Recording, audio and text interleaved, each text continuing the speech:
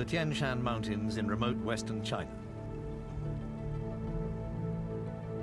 In the foothills of this spectacular mountain range live the Uyghur people, a minority ethnic group who have a language and culture of their own. Traditionally, the Uyghur have earned their living from subsistence farming. Their close-knit community is a peaceful backwater, which perhaps has more in common with Central Asia than with Beijing.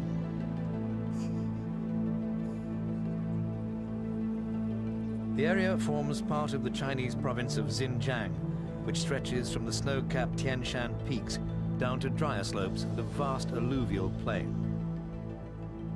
The Uyghurs comprise nearly half the population of Xinjiang. They've brought to it their customs, their simple way of life, and their religion.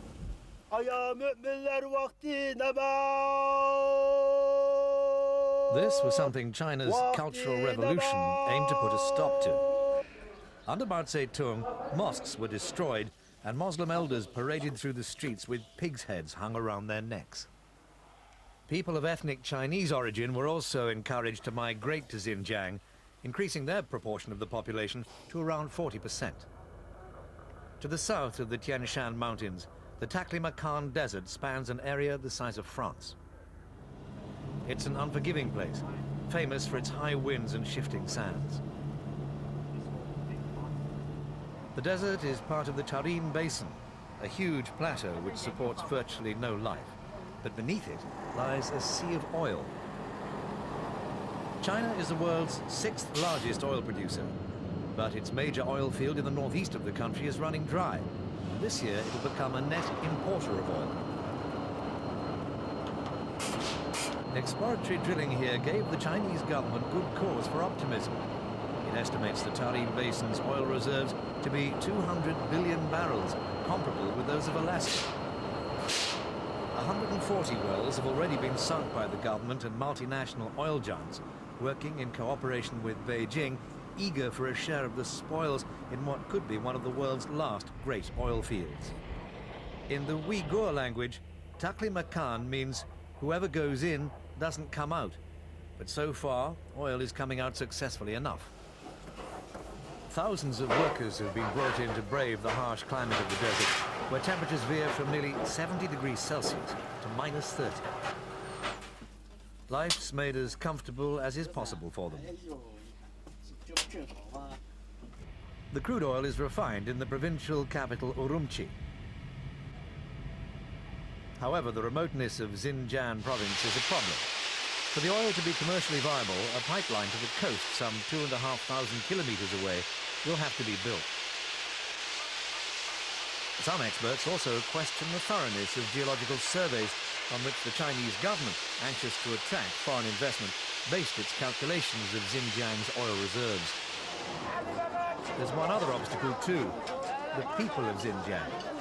In what was until recently one of China's poorest provinces, many Uyghurs feel bypassed by its newfound wealth, most of which they say is channeled to Beijing.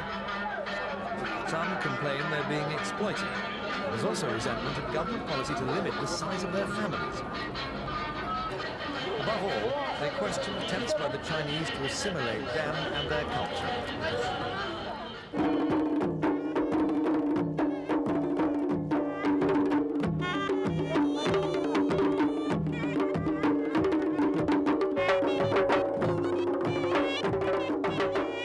The Moslem festival of Qurban being celebrated in the old Xinjiang town of Kola.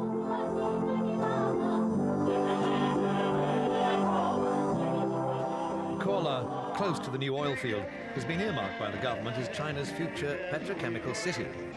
But for the moment, it's a flashpoint between Beijing's authority and discontented Uyghurs and other ethnic minorities.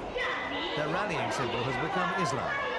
The demise of Soviet control over some neighboring republics has shown them that the political grip of a large power may not be all it appears. Last year, the tensions erupted into violent clashes, something played down by the Chinese authorities. The majority of people in Xinjiang live in harmony. They don't want to separate from the rest of the country. The separatists are just an extremist minority.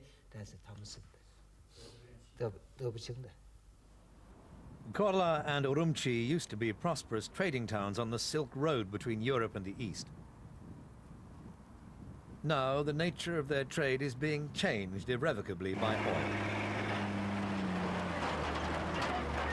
The Uyghur people, together with the Kazakhs and Mongols who've lived alongside them for hundreds of years, still hold fast to their own languages and show no inclination to compromise their spirit of independence.